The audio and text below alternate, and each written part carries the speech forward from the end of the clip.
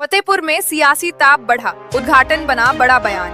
फतेहपुर में आज एक साधारण कार्यक्रम अचानक बड़े राजनीतिक मंच में बदल गया, जब रेड क्रॉस सोसाइटी भवन के उद्घाटन के दौरान प्रदेश के डिप्टी सीएम ब्रजेश पाठक और कृषि मंत्री सूर्य प्रताप शाही की मौजूदगी ने माहौल गरमा दिया। कार्यक्रम की शुरुआत भले ही समाज सेवा के नाम पर हुई हो, लेकिन जैसे जैसे भाषण आगे बढ़े वैसे वैसे सियासी तीर चढ़ने लगे। डिप्टी सीएम ब्रजेश पाठक ने मंच से ही सपा कांग्रेस पर तीखा हमला बोलते हुए विपक्ष को सीधे कटघरे में खड़ा कर दिया। उन्होंने कहा कि महिला आरक्षण जैसे गंभीर मुद्दे पर विपक्ष केवल राजनीति कर रहा है, जबकि देश के प्रधानमंत्री नरेंद्र मोदी महिलाओं को वास्तविक सम्मान देने के लिए प्रतिबद्ध हैं। सबसे ज्यादा चर्चा तब हुई जब उन्होंने बिना नाम लिए विपक्ष पर 1000 दंगे कराने वालों का आरोप जड़ दिया। इस बयान के बाद कार्यक्रम स्थल पर सन्नाटा छा गया और लोगों के बीच कानाफूसी शुरू हो गई। आखिर इशारा किसकी ओर था? वहीं किसानों को लेकर भी बड़ा भरोसा दिया गया। ब्रजेश पाठक ने साफ कहा कि यदि किसी किसान को नुकसान होता है तो सरकार जल्द से जल्द उसकी भरपाई करेगी। साथ ही सभी जिलाधिकारियों को सख्त निर्देश दिए गए हैं कि नुकसान का आकलन कर त्वरित सहायता पहुंचाई जाए। पंचायत चुनाव को लेकर भी उन्होंने स्थिति स्पष्ट करते हुए कहा कि चुनाव समय पर ही कराए जाएंगे, किसी तरह की देरी नहीं होगी। इस पूरे कार्यक्रम ने एक बात साफ कर दी, फतेहपुर में सिर्फ एक भवन का उद्घाटन नहीं हुआ, बल्कि आने वाले चुनावों की सियासी पटकथा भी लिखी जाने लगी है। अब देखना दिलचस्प होगा कि विपक्ष इन आरोपों का क्या जवाब देता है और ये सियासी घमासान किस मोड़ पर पहुंचता है। लोकार्पण संपन्न हुआ है। हम सबकी जिम्मेदारी फतेहपुर जनपद को विकास के मामले में, डेवलपमेंट के मामले में नंबर 1 पर लाना है और हर स्थिति में फतेहपुर जनपद नंबर 1 पर आएगा।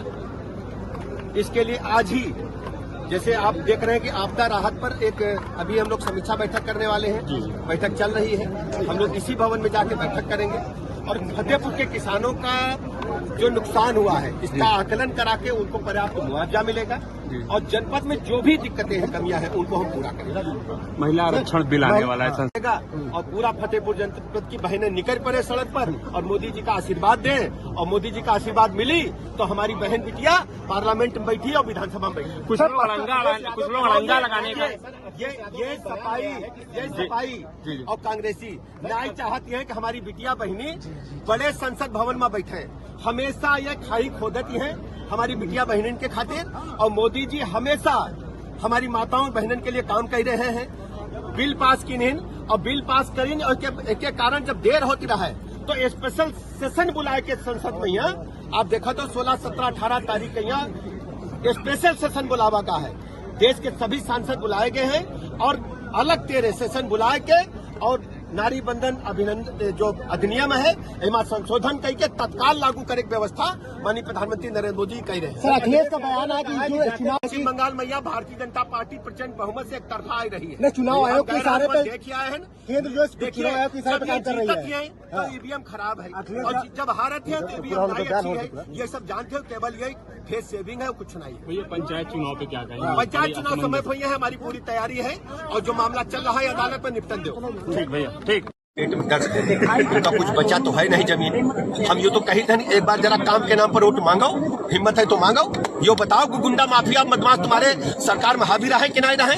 1000 दंगा भय रहे कि नहीं भय रहे? तुम बताओ आज तनिक। हम तो कही था डिबेट कर लें, बैठ के खुलेआम बतावे कि समाजवादी पार्टी की सरकार रहे तो गुंडा बदमाश माफिया काहे सत्ता पर हावी रहे। फतेहपुर जनपद हो चाहे प्रदेश का कौनी जिला हो, कहाँ गुंडा बदमाश माफिया काहे पाले रहा हो? अब तुम्हें दर्द हुई रहा है। अब जब उत्तर प्रदेश का गुंडा माफिया बाहर चले गए हैं या जेलन में सर रहे हैं, तुमका फिर से छोड़ने के लिए उत्तर प्रदेश में आई रहे हो। उत्तर प्रदेश के लोग तुमका कबहू सत्ता में यहाँ घुसन नहीं दे। तुम्हारा काम यह है कि भैया तुम सफाई में यहाँ बैठ करे और मुंबई वाले बुलाई करके सर पश्चिम बंगाल के चुनाव को लेकर अखिलेश ने बयान दिया है कि पश्चिम बंगाल में यहाँ भारतीय जनता पार्टी प्रचंड बहुमत से एक तरफा आई रही है। चुनाव आयोग के इशारे पर देखिए आए हैं, केंद्र जो चुनाव आयोग के इशारे पर काम कर रही है तो ईवीएम खराब है और जब हारत है तो ईवीएम नहीं अच्छी है। ये सब जानते हो, केवल यही फेस सेविंग है, कुछ नहीं। पंचायत चुनाव